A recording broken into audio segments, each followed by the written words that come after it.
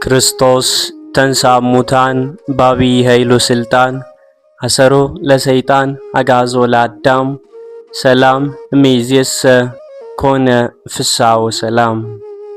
የልዑል እግዚአብሔር ቤተሰቦች የእናታችን የቅድስት ድንግል ማርያም የአስራት የበኩራት ልጆች እንኳን ለሊቀ መላእክት ለቅዱስ ሚካኤል ወርሃዊ መታሰቢያ ክብረ በዓል እንዲሁም በዚህች ዕለት ለሚታሰቡ ቅዱሳን ክብረ በዓል በሰላም በጤና ደረሳችሁ። ዝክር ሚዲያችንን ሰብስክራይብ፣ ላይክ እንዲሁም ሼር በማድረግ አገልግሎታችን እንድታበረታቱ ስንል በልዑል እግዚአብሔር ስም በትህትና ቃል እናሰማለን።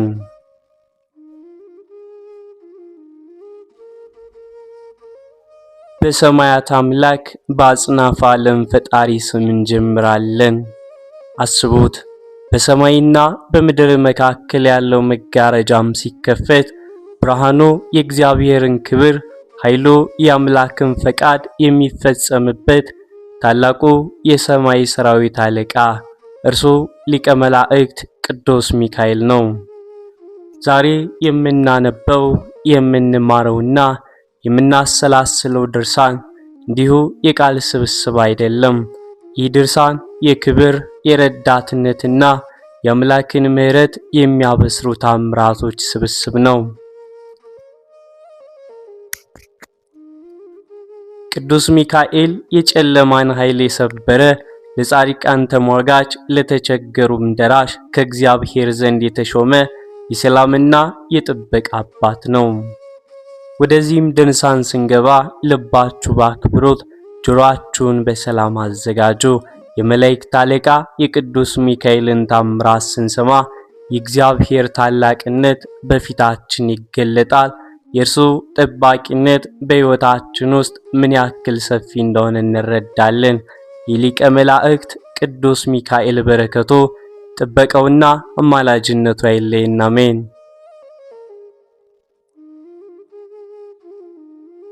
ሚያዝያ 12 ቀን የሚነበብ ንዑድ ክቡር የሚሆን የመላእክት አለቃ የቅዱስ ሚካኤል ድርሳን ይህ ነው።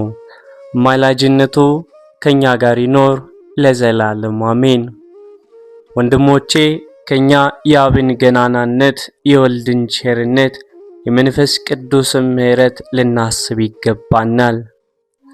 በአንድ መለኮት በሰማይና በምድር ያለው ፍጥረት ሁሉ ተፈጥሯልና መድኃኒታችን በሰማይ እንዳለ በምድር ላይ ሙሉ ነህ በሉኝ ብሏልና፣ እንግዲህ በምድር ያለውን በማወቅ እንድንችል በሰማይ ያለውን አስቀድሞ እንረዳ።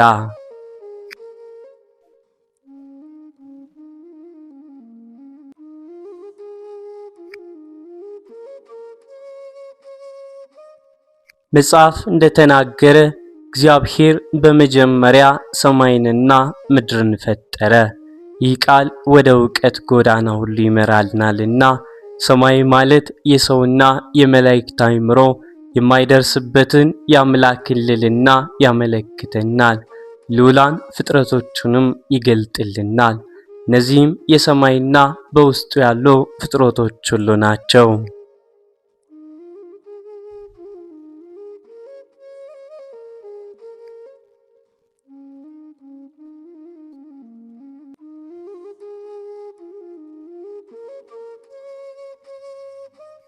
ዳግመኛም ቅዱሳን መንፈሳውያን፣ ክቡራን ብርሃናውያን፣ ልዑላን ሰማያውያን፣ ኃያላን ጽኑዓን፣ የሰው ጠባይና አካል የሌላቸው መላእክት ሊቃነ መላእክትም ናቸው። ምድር ማለት የአምላክን ጥልቅ ባሕርዩንና ምልአቱን ያስረዳናል። ጠፈርም መሰረትም ነውና ገዛዙም በአራቱ ማዕዘን ሙሉ ነውና ሁሉም በእጁ የተያዘ ነውና ሰማይን እንደ ዋልታ የሰቀለው እርሱ ነው። ምድርንም ያለ ካስማ የዘረጋት ለዘላለም እንዳትናወጥ ያጸናት እርሱ ነው።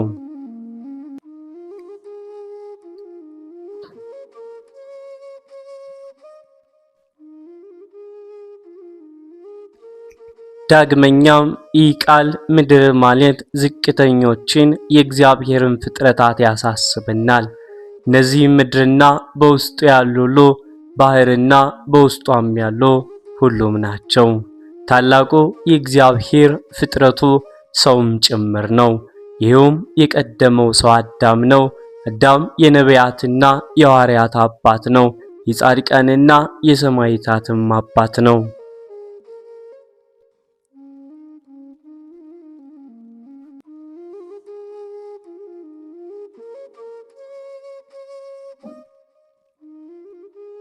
ይልቁንም የእግዚአብሔር አባት ነው።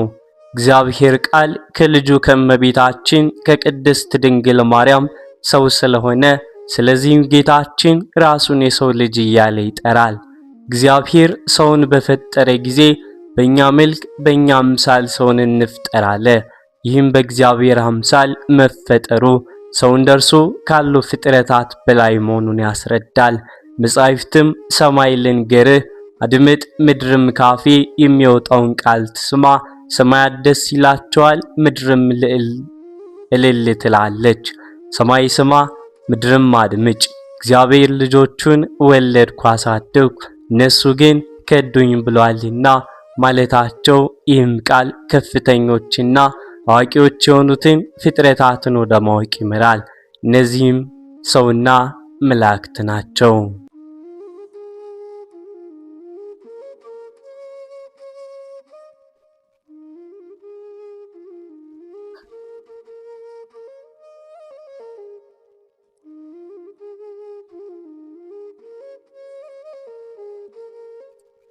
ስለዚህም በልዑል እግዚአብሔር ጥበብ የሆነውን ሀብታቸውንና ተፈጥሯቸውን እንናገራለን።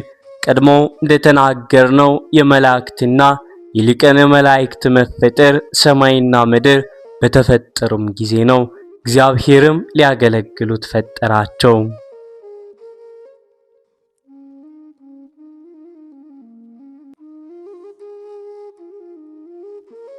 ስለዚህ ቡሩክ ስሙ ለእግዚአብሔር ያመሰግናሉ፣ ስሙንም ይጠራሉ። ቅዱስ ቅዱስ እያሉ ያለ እረፍት ያለ ማቋረጥ ዘውትር ያመሰግኑታል። ነገር ግን ያን ጊዜውን ከመካከላቸው መራራ ስር ወጣ።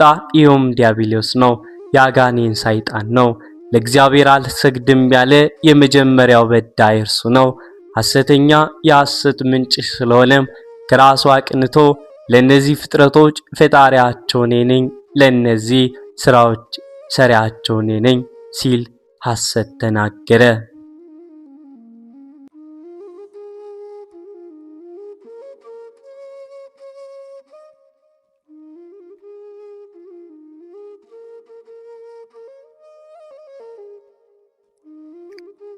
ያ ስሁት ተሳሳተ፣ በብርሃናት ላይ ዙፋን አኖራለሁ ልዑልንም እወዳደረዋለሁ አለ። በዚህ ታላቅ ኃጢአትም ከሹመቱ ተሻረ፣ ከማዕረጉ ተዋረደ። ደስ ብሏቸው ለሚኖሩ መላእክት በተሰጠው ብርሃን ፈንታ የረከሰች ሰይጣናዊት መልክን ለበሰ። ያን ጊዜም እግዚአብሔር እኔ ነኝ፣ እግዚአብሔር እኔ ነኝ፣ ብርሃን ይሁን አለ። በጨለማው ውስጥ ብርሃን ሆነ። ያም ብርሃን ለቅዱሳን መላእክት ዕውቀት ጥበብም ሆናቸው።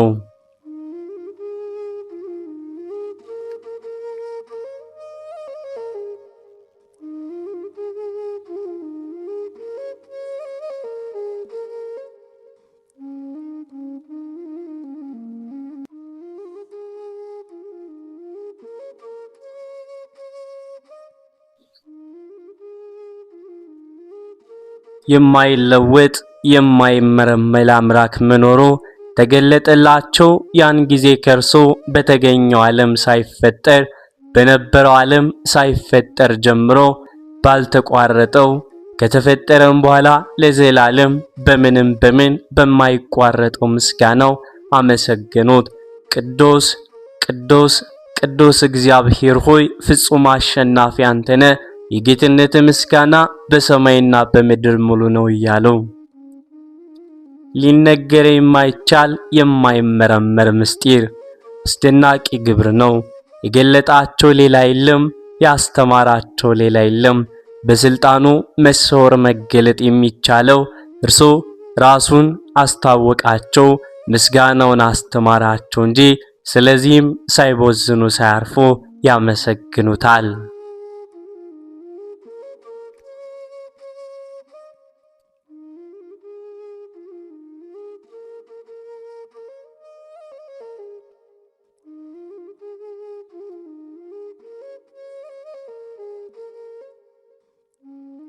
ዘውትር ከዙፋኑ አይለዩም።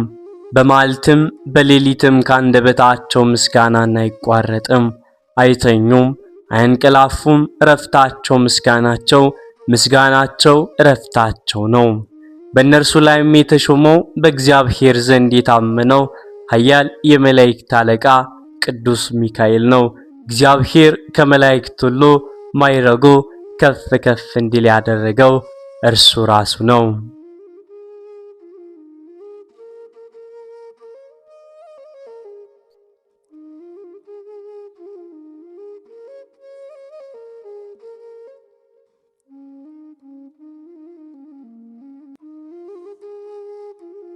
የፈጣሪውን ትእዛዝ ተቀባይ የሆነ በትሕትናውም ልዕልናን ያገኘ በመልካም ዜና ንዑድ ክቡር እርሱ ቅዱሱ ኃያሉ ሚካኤል ነው። ድል በማይነሳው በእግዚአብሔር ኃይል ትዕቢተኛውን ዲያብሎስን የጣለው እርሱ ኃያሉ ሚካኤል ነው። ተንኮለኛውን የሚያጣላውን ታላቁን ቀይ ዘንዶ የተዋጋውንና ወደ ምድር የጣለው እርሱ ኃያሉ ሚካኤል ነው። በመላእክት ሁሉ አገልግሎት ላይ ስልጣን ያለው እግዚአብሔር ኪዳኑን ያጸናለት መልአክ እርሱ ኃያሉ ነው። በፈጣሪው በእግዚአብሔር ቸርነት እርሱ ዘውትር ሰውን በመርዳት ላይ ይገኛል። በስድስተኛው ቀን እግዚአብሔር ሰውን በመልኩ በአምሳሉ ከምድር አፈር ፈጠረው። ስለ ሰው ተፈጥሮ መጽሐፍ እንደዚህ ይናገራል። እግዚአብሔር በእኛ መልክ በእኛ አምሳል ሰውን እንፍጠር አለ። ይህም ቃል እግዚአብሔር በዓልን ጊዜ ስለ አንዱ አምላክ ስለ አብ ስለ ወልድ ስለ መንፈስ ቅዱስ መናገራችን እንደሆነ ያስረዳል። እርሱ አንድ ሲሆን ሶስት፣ ሶስት ሲሆን አንድ ነውና።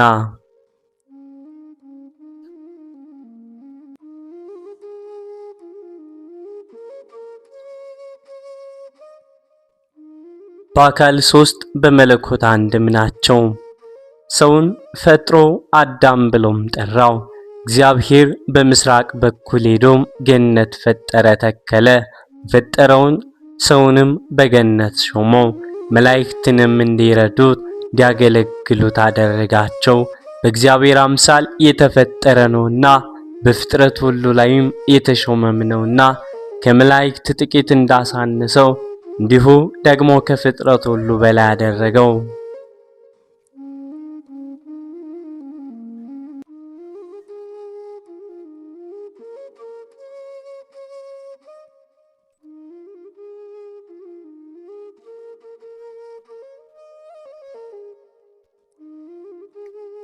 መጽሐፍ ታስበው ዘንድ ሰው ምንድን ነው? ትጎበኘው ዘንድ ፈራሽ በስባሽ ነው ሰው ምንድን ነው?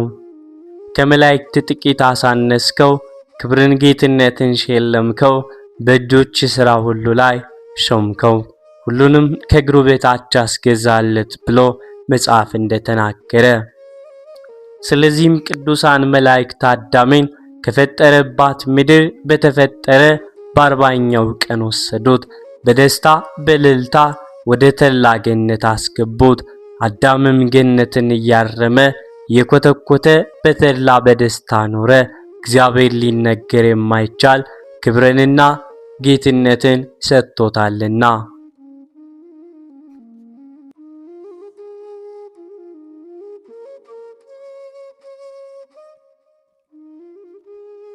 ብሩህ ልብስን አለበሰው። መላእክትም መስሎ እንዲያገለግለው አደረገው። እንዳይሞትም አደረገው። ነገር ግን አንድ ትእዛዝ ሰጥቶት ነበር። በገነት ካለው ተክል ሁሉ ትበላለህ፣ በገነት መካከል ካለው ተክል አትብላ። ከእርሱ ቆርጠ በበላይ ቀን ከእርሱም ቆርጠ በበላ ቀን ሞትን ትሞታለህና አለው። እባብ ግን እግዚአብሔር ከፈጠረው አውሬ ሁሉ ተንኮለኛ ነበረች። ሰይጣን በእርሷ ማደሪያ ያገኘና አዳምን ተተናኮለው፣ በተሰጠው ክብር ቀንቷልና። እባብም ወደ ሔዋን ሂዳ በገነት እንዴት ትኖራላችሁ? ምንስ ትበላላችሁ? አለቻት።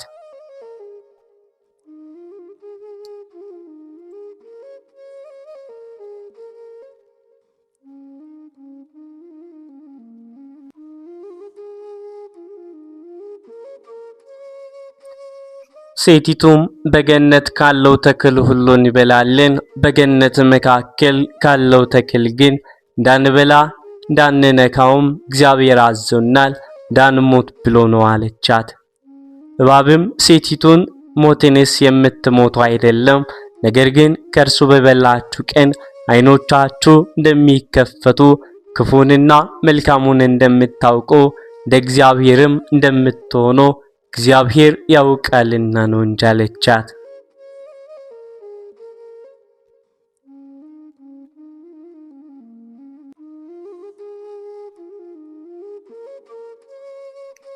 በዚያ ጊዜም በእባብ ያደረው ሰይጣን ለሴቲቱ የኃጢአትን ሥራ ያጣፍጥላት ጀመር። ወዲያውኑ ወደ ቃሉ አዘነበለች፣ ተሳሳተች፣ ትእዛዝም አፈረሰች። አዳምን ትእዛዝ አፍራሽ አደረገችው። የፈጣሪውን ትእዛዝ እስኪተላለፍ ድረስ ከእርሱ እንዳይበላ የከለከለውንም እስኪበላም ድረስ ያን ጊዜ በሁሉ ላይ ስልጣን ካለው ፈራጅ በደለኞች ላይ ፍርድም ተሰጠ፣ እንደ ሥራቸውም ተቀጡ።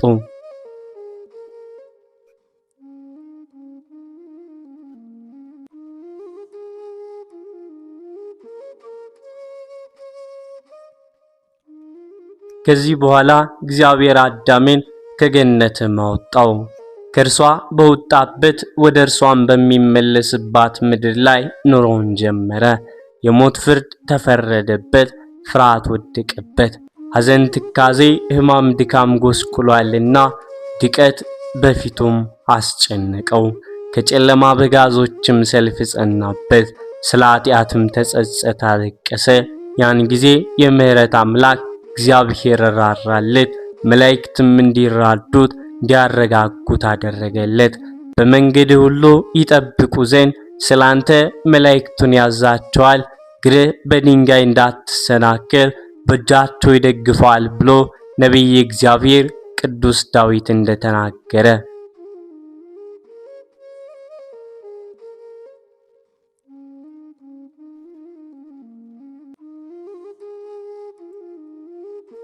እንደ ይቅርታው እንደ ቸርነቱም ብዛት በመከራው ሁሉ ረዳት የሆነው ዘንድ ኪዳኑን ያጸናለትን መልእክተኛውን ሚካኤልን ላከለት።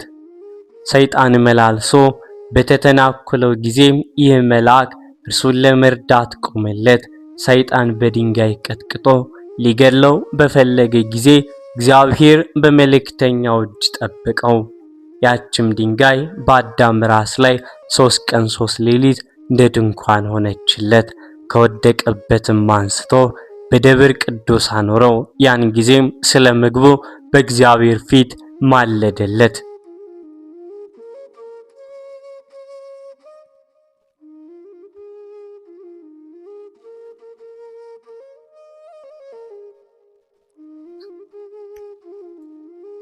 አዕዋፍንም አዘዛቸውና ከገነት ፍሬ አምጥተው ዋሻዎችን ሞሉለት። እንግዲህ ንዑድ ክቡር በሚሆን የመላእክት አለቃ የቅዱስ ሚካኤልን ክብሩን ልዕልናውን ልንናገር ይገባናልና ስለ ትሕትናው፣ ስለ ርኅራኄው፣ ስለ ደግነቱ፣ ስለ መታዘዙ የአብ የኪዳኑ መልአክ ተብሏልና።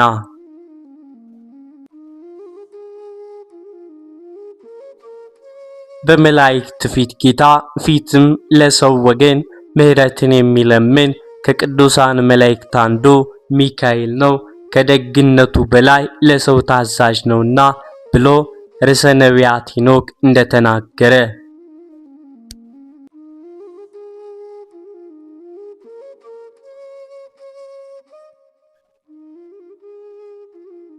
ትዕቢተኛውን ዲያብሎስን ያጎሳቆለው እርሱ ነው። መጽሐፍ ትዕቢተኛውን እንደ ሬሳ አጎሳቆልከው እንዳለ ያጎስቋላ በተንኮሉ የሰው ወገኖች ሁሉ ከእርሱ ጋር ወደ ገሃነም እንዲወርዱ ይሻል። ልዑል ሩሩና አዛኝ ሚካኤል ግን ዘውትር ስለ ሰው ልጆች ይለምናልና የእግዚአብሔር ምሕረት ትደረግላቸውም ዘንድ ሚካኤል ከደቀ መዛሙርቱ አባቶቻችን ጋር በረድኤት የነበረ መልአክ ነው። ከአዳም ከሴት ከሄኖክ ከቃይንና ከመላልኤል፣ ከያሬድ፣ ከሄኖክ፣ ከማቱሳላ፣ ከላሜ ጋርም ነበር። ጌታችንም ከኖህ ጋራ ቃል ኪዳን በተጋባም ጊዜ ምድርን በርግማን እንዳላጠፋት በላዩም የጥፋት ውሃ እንዳላመጣ በራሴም እየላለሁ ባለው ጊዜም ያን ጊዜ ቅዱስ ሚካኤል አለ። ነቢዩ ከመረጥኳቸው ጋራ ቃል ኪዳን ተጋባው እንዳለ ኪዳን ተካሄድኩ ምስለ ሕሩያኔ እንዳለ ቅዱስ ዳዊት።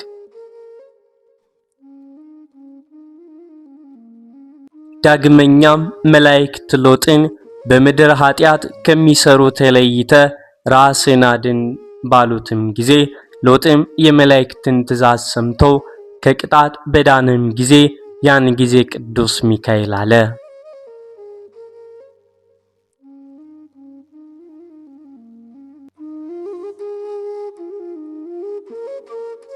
ዳግመኛ ያዕቆብ ወደ አላባ በሄደም ጊዜ መሰላል ቁማ ከምድር እስከ ጠፈር ደርሳ በውስጧም መላእክት ሲወጡባት ሲወርዱባት ባየ ጊዜም ሲመለስ የእግዚአብሔርን መላእክት በተራራው ሰፍሮ ባገኘም ጊዜ ያዕቆብም ይህች የእግዚአብሔር ሰራዊት ናት ባለ ጊዜም ያን ጊዜም የመላእክት አለቃ ቅዱስ ሚካኤል አለ። ዳግመኛም ዮሴፍ ወንድሞቹ በሸጡት ጊዜ በግብጽም በተሾመና ለፈርዖን ቤት አስተዳዳሪ በሆነ ጊዜ ያን ጊዜም የመላእክት አለቃ ቅዱስ ሚካኤል ከእርሱ ጋር አለ። ስለ እርሱም ያዕቆብ በበረከቱ ውስጥም ከሕፃንነቴ ጀምሮ እስከዚህች ቀን የጠበቀኝ ከመከራዬም ሁሉ ያዳነኝ የእግዚአብሔር መልአክ እኔ ወደዚህ ሳልመጣ በግብጽ ሀገር የተወለዱልህን እነዚህ ልጆች ምናሴንና ኤፍሬምን ባርካቸው አለ።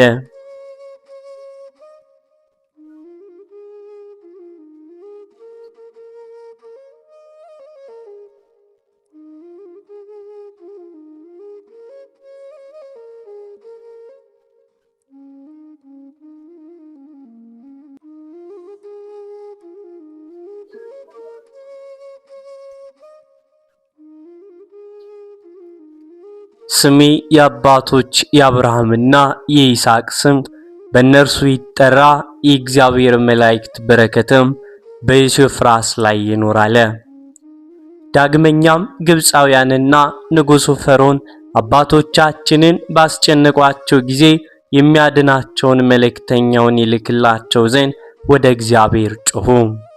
እግዚአብሔርም ከአብርሃም ከይስሐቅ ከያዕቆብ ጋር ያደረገውን ጽኑ መሐላውን አስቦ ኪዳኑን የሚገልጽ መልእክተኛውን ላከላቸው።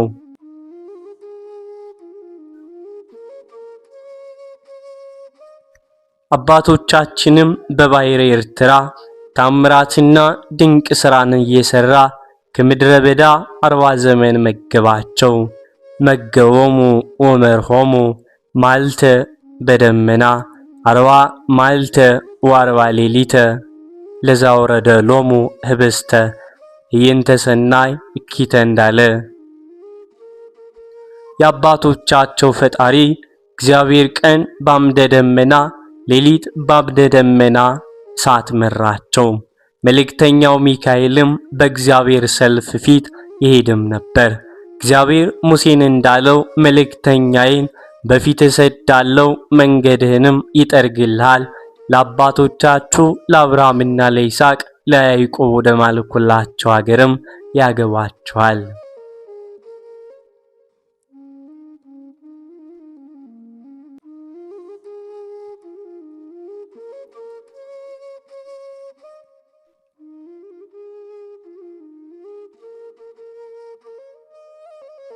ከናኔዎንን፣ አሞሬዎንን፣ ኬጤዎንን፣ ፌርዚዮንን፣ አኤዌንን፣ ጌርጌሴዮንን፣ ኢያቢዮስንን ከነሰራዊቱ በኤርትራ ባህር መካከል ያሻገራቸው እርሱ ኃያሉ ገናናው ቅዱስ ሚካኤል ነው። የእግዚአብሔር ወዳጁ ሙሴ በደብረ ናባስ በሞተ ጊዜ እግዚአብሔር እንዳዘዘ ሥጋውን የሰወረ ታላቁ ገናናው ቅዱስ ሚካኤል ነው።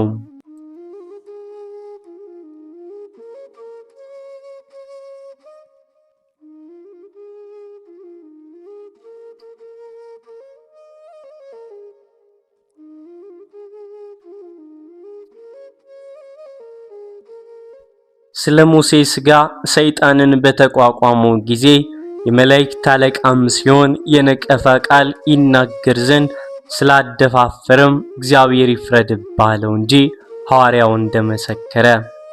ኢሳይያስም አለ፣ እግዚአብሔርን ረጅምና ከፍተኛ በሆነ ዙፋኑ ላይ ተቀምጦ አየሁት።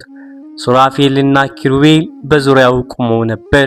ድምፃቸውንም ከፍ አድርገው ቅዱስ ቅዱስ ቅዱስ እግዚአብሔር ፍጹም አሸናፊ ነው፣ የጌትነቱን ምስጋና በሰማይና በምድር ሙሉ ነው እያሉ ያመሰግናሉ።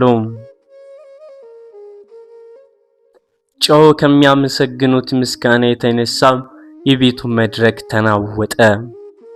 ከሱራፌል አንዱ ወደ እኔ ተላከ። በእጁም ከመሠዊያው በጉጠት ያመጣው ፍም ነበር።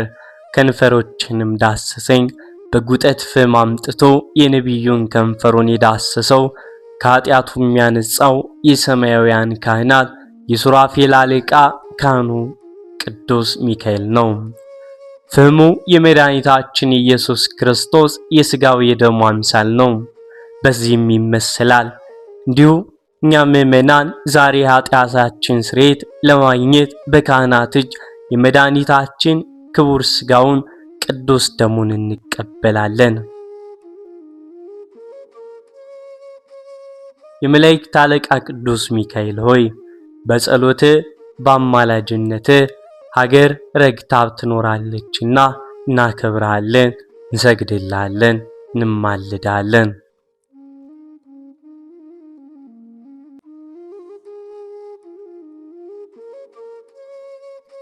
መልአክ ዳንኤልን ለሕዝብ ልጆች የሚቆሙ መልአክ ሚካኤል ይነሳል ብሎታል። የዳንኤል ወገኖች ልጆች እነማን ናቸው? አናንያ፣ አዛርያ፣ ሚሳኤል አይደሉም? በባቢሎንም በእሳት ጉድጓድ በተጣሉ ጊዜ የእግዚአብሔር መልአክ ወርዶ የእሳቱን ነበልባል መታው፣ እንደ ቀዝቃዛውም አደረገው። ያ ጊዜም ሦስቱ ልጆች እግዚአብሔርን አመሰገኑት፣ አከበሩት። በኪሩቤል ላይ ሳለ ጥልቁን የምትመረምር አንተ ምስጉን አለው። ዳግመኛም እግዚአብሔር በዳንኤል መንፈስ ቅዱስን ባሳደረ ጊዜ ሚካኤል ሊረዳ ይመጣለ። ዳግመኛም የእግዚአብሔር መልአክ ዕንባቆምን ዳንኤል ወዳለበት ወደ ባቢሎን ጉድጓድ ወሰደው። ዳንኤል ወዳጆቹን የማይረሳ መልአክ እኔንም አስበኝ አለ። ዳግመኛም ዳንኤል ያከበረው መልአክ ሚካኤል በሁለት ተራሮች መካከል ቆሞ ደስ የሚያሰኝ ነገር ይጋራል አለ። ነቢዩ ደስ የሚያሰኝ ነገር ይጋራል ማለቱ በሚገባ ነው። ሚካኤል ማለት ድንቅ ነገር ነውና። ዳግመኛም ሚካኤል ማለት እግዚአብሔር ኪዳኑን ያጸናለት ደገኛ፣ ኃያል፣ ትሁት፣ ታጋሽ መልአክ ማለት ነው። ዳግመኛም እግዚአብሔር ምክሩን የሚገልጽበት መልአከ ምክሩ ይባላል። ይህ ጽሑፍ ድንቅ ነው፣ እውነትም ድንቅ ነገር ነው። አብ ስለ ሰው ልጆች ድነት ወደ ድንግል ማኅፀን ቃሉን በላከ ጊዜ የመላእክት አለቃ ሚካኤል ጭፍራ አለቃውን እንደሚሸኝ እስከ አምስተኛው ሰማይ ድረስ የእግዚአብሔርን ቃል ተከተለው የሚል ቃል ተጽፏልና። ነገር ግን ከዚህም በኋላ ያ ቃል የፈጸመውንም ከፍጥረት ሕሊና በላይ ነውና ያም ስውር ምክር የእግዚአብሔር ልጅ ሰውን ሊያድን ወዶ የፈጸመው ሰው መሆኑን ነው። በሰማያዊ ቦታ ካሉ ሰራዊት ሁሉ ተሰውሮ በድንግል ማኅፀን ተወሰነ። ተቃዋሚዎች አጋንንትም እንዳያውቁ አደረጋቸው። ነገር ግን ሰሪው እንደፈቀደ ስራውን በፈጸመውና ከድንግል በተወለደ ጊዜ በበረት በተጣለ ጊዜ ከዚያ መልአክ ሚካኤል ጋራ ብዙ የሰማይ ሰራዊቶች መጡ። ጌታቸው በድንግል እቅፍ ላይ ሆኖ ከጡቶቿ ወተትን ሲጠባ ትሕትናውን ባዩም ጊዜ ዓይኖቻቸውንም ወደ ላይ ወደ አርያም ሲያቀኑ እንደ ቀድሞ ከባሕርይ አባቱና ከመንፈስ ቅዱስ ጋራ በሪና ባዩት ጊዜ ፊታቸውን እንዲህ ብለው አመሰገኑ።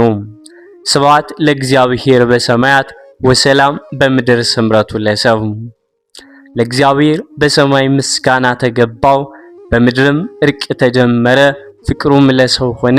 መጽሐፍ እግዚአብሔር ሰማይ ማደሪያውን እንደተዘጋጀች ድንኳን ሆና መፈጠሯን አሳየ ተብሎ ይናገራልና።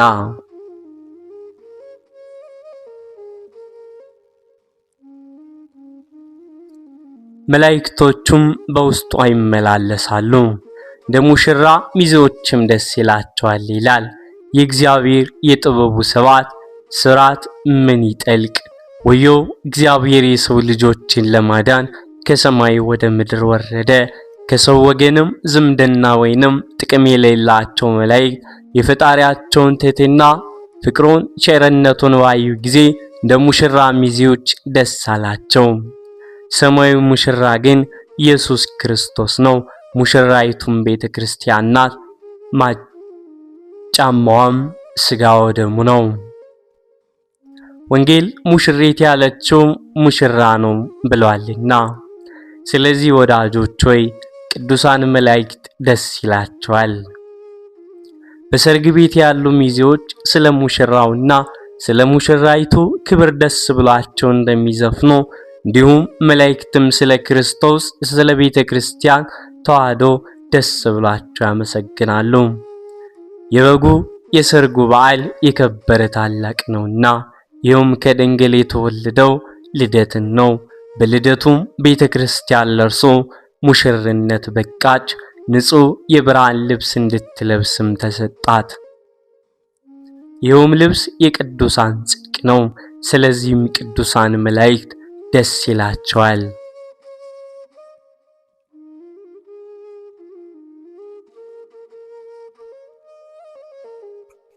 እግዚአብሔር በምስጋና በመለከት ድምፅ ወደ ሰማይ ባረገም ጊዜ መላእክትና ሊቃነ መላእክትም ከስማቸው የሚበልጥ ስምን ገንዘብ ያደረገውን በተቀበሉት ጊዜ በእግዚአብሔር የባሕሪ ክብር አንድነትም በተቀመጠ ጊዜ እርሱ ከሰይጣን እጅ ምርኮን ማርኮ በጌትነት ወደ ሰማይ ያረገ ጌቶች ጌታ የነገስታት ንጉስ ነውና።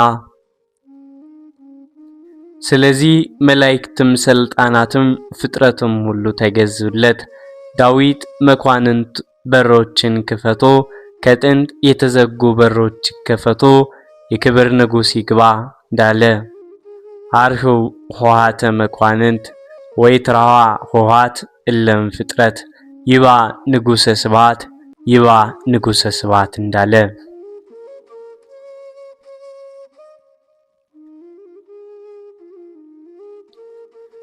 ያን ጊዜም የመላእክት መሪያቸው ፊታውራሪያቸው ኃያል ቅዱስ የመላእክት አለቃ ሚካኤል ነው። በዚህ ታላቅ ክብር ላይ ጌታ የሾመው እርሱን ነው።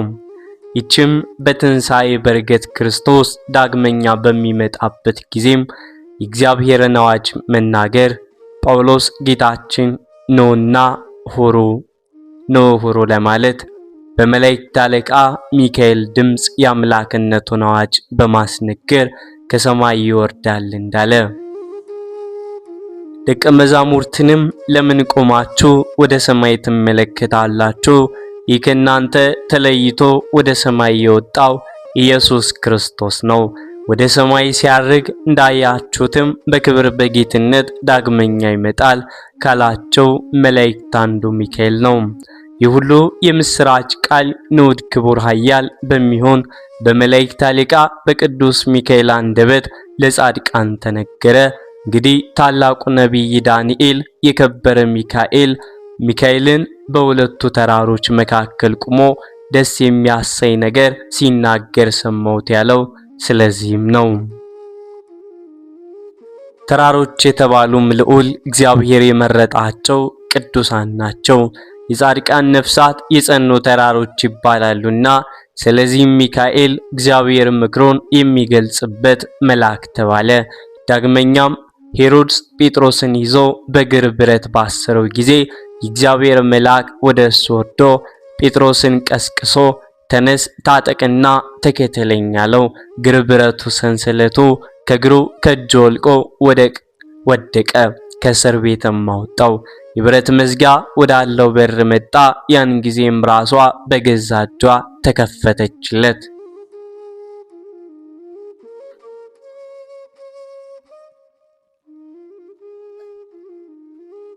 ጴጥሮስም እግዚአብሔር በእውነት መልእክተኛውን ልኮ እንዳዳነኛውን አወቅኩ አለ። ጴጥሮስን እግር ብረት ሰንሰለት ያወለቀ ከሄሮድስ እጅና አይሁድ ተመኝተውለት ከነበረው ሞት ያዳነው ዳንኤልን ከአንበሶች ጉድጓድ ውስጥ ሳለም ረድቶ የነበረው ያ የመላእክት አለቃ ኃያሉ ገናናው መልአክ ቅዱስ ሚካኤል ነው።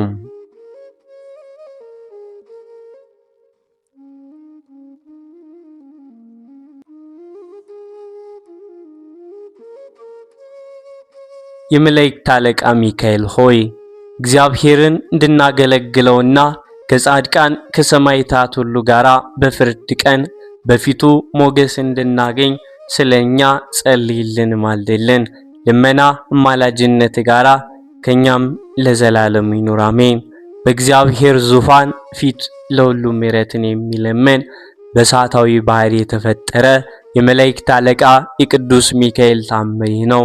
ልመናው አማላጅነቱ የጥምቀት ልጆች ሁላችን ከክፉ ቀን ያድነን አሜን።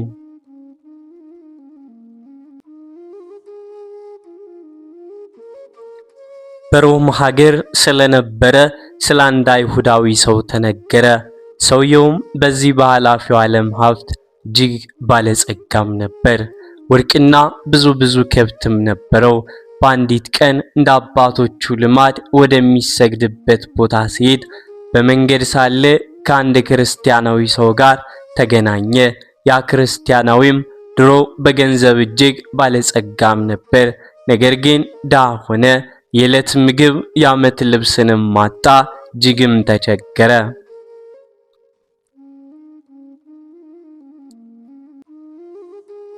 ከዚህም በኋላ በመከር ጊዜ የቀን ሥራ ይሰራ ዘንድ ወደ እርሻም ተሰማራ።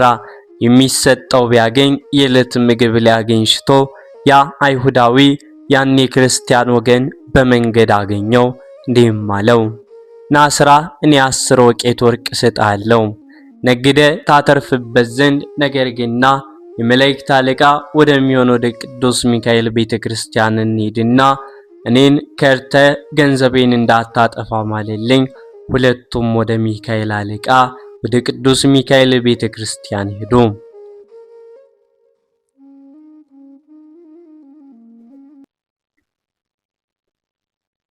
ያም አይሁዳዊ ክርስቲያን እንደወደደ አማለው።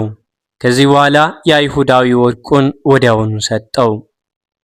ያም ክርስቲያናዊ ገንዘቡን ተቀብሎ ወደ ሩቅ አገር ሄደ። ከይሁዳዊው ርቆ በሄደበት አገር እየነገደ ብዙ ዘመናትን ቆየ።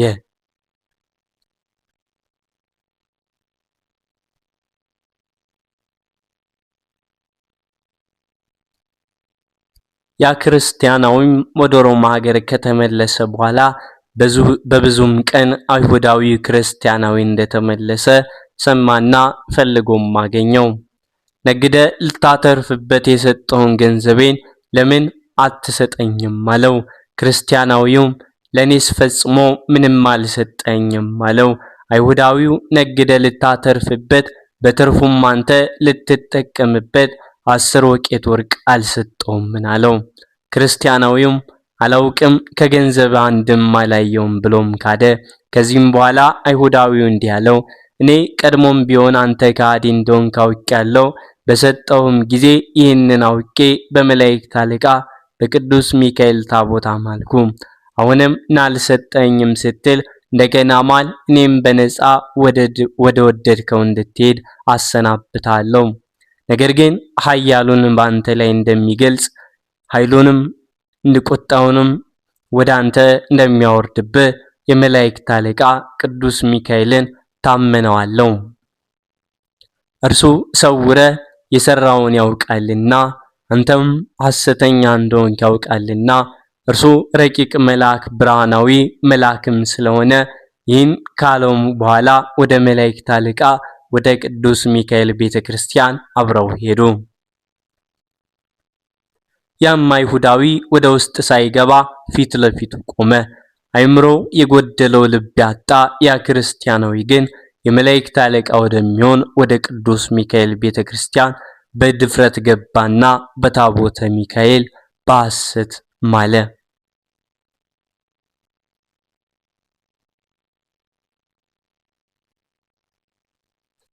ያን ጊዜም ወዲያውኑ ከቤተ ክርስቲያን ሲወጣና ከበርም ሲደርስ እጆቹ እግሮቹም ደረቁ፣ እንደ ድንጋይም ሆኖ መንቀሳቀስም ተሳነው። ድምፁን ከፍ አድርጎ እንዲህ አለ። የመላእክት አለቃ የቸርነትና የይቅርታ መልአክ ሆይ በደሌን ኃጢአቴን ይቅር በለኝ። እኔ ታላቅ በደል ሰርቻለሁና ተደፋፍሬም ወደ ቤተ መቅደስ ገብቻለሁና በፈጣሪ በእግዚአብሔር ስም እያለሁና ጌታዬ ለምንሃለሁ፣ ማልድሃለሁ ይቅር ትለኝ ትምረኝም ዘንድ ኃጢአቴንም በደሌንም ታስተስሪልኝም ዘንድ እኔ በድፍረት ወደ ቤተ መቅደስ ገብቻለሁና በሐሰትም እያለሁና እንደ ሥራዬ አትክፈለኝ፣ ኃጢአቴን በደሌን አታስብብኝ አለ።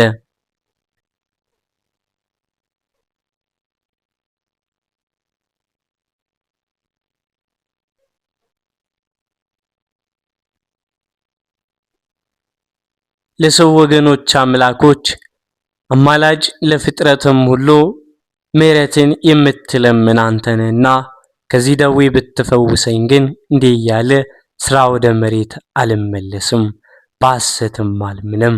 እኔ እንደ ቀድሞ ጤንነቴን ባገኝ ባለ በዘመኔ ሁሉ እስከ ዕለተ ሞቴ ቤተ ክርስቲያንን አገለግላለሁ። ይህንንም ሲናገር መራራ እንባ ያለቅስ ነበር።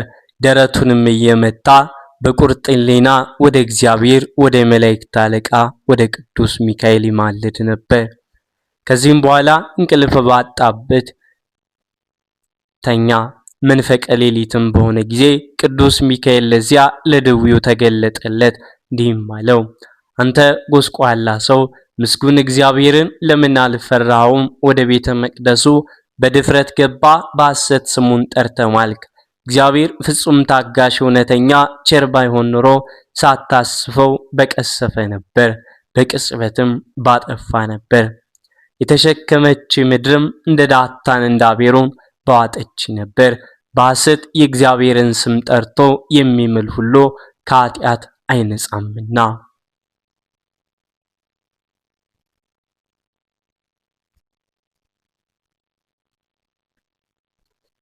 መጽሐፍ በምትልበትም ጊዜ የእግዚአብሔርን ስም በምትምልም ጊዜ የእግዚአብሔርን ስም በሐሰት አትስራ አትጥራም ያለውን አልሰማምን? ድውዩም እንዲህ አለው፣ ጌታዬ በእግዚአብሔርና በሰው ፊት አንተም በምታውቀው በድያለሁ፣ አጥፍቻለሁ። ነገር ግን ማረኝ፣ ከዚህ ደዌም ፈውሰኝ።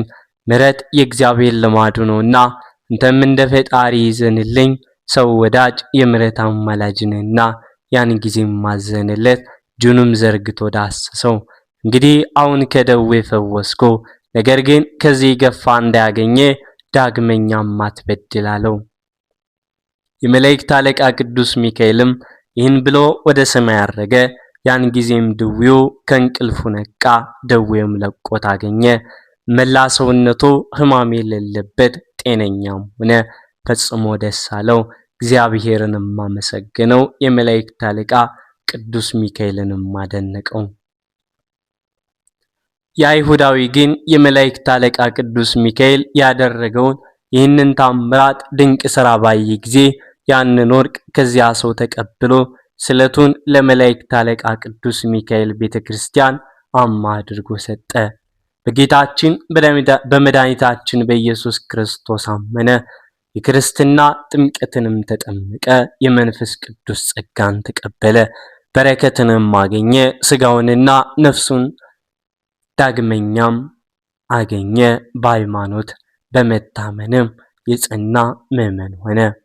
ከዚህ በኋላ አይሁዳዊ ክርስቲያንም አብረው የመላእክት አለቃ ቅዱስ ሚካኤልን ቤተክርስቲያን ሲያገለግሉ ታላላቆቹን ታምራቶችን ድንቅ ድንቅ ሥራዎችን ሲመሰክሩም ኖሮ ቸርነቱም ለሰው ሁሉ ሲነግሩ ኖሮ ልመናው አማላጅነቱ ከኛ ጋር ይኑር አሜን። የሰማነውን ሁሉ በጸላሎተ ረድኤቱ ይሸፍነን። የበደል ሐሩር እንዳያቃጥለን፣ የኃጢአት ቁርም እንዳያጠወልገን፣ እንዳያርቀን የአማላጅነቱ ኃይል ይሰውረን። የጠላት ፍላጻ እንዳይወጋን የእርሱን መታሰቢያ ለማድረግ የተሰበሰብነውን ምእመን ሁሉ ለዘላለሙ አሜን። እንደ አምላክ በአብ በወልድ በመንፈስ ቅዱስ ስም አሜን። ሚያዝያ 12 በዚች ቀን የመላእክት አለቃ የቅዱስ ሚካኤል መታሰቢያ በዓሉ ነው። አማላጅነቱ በረከቱ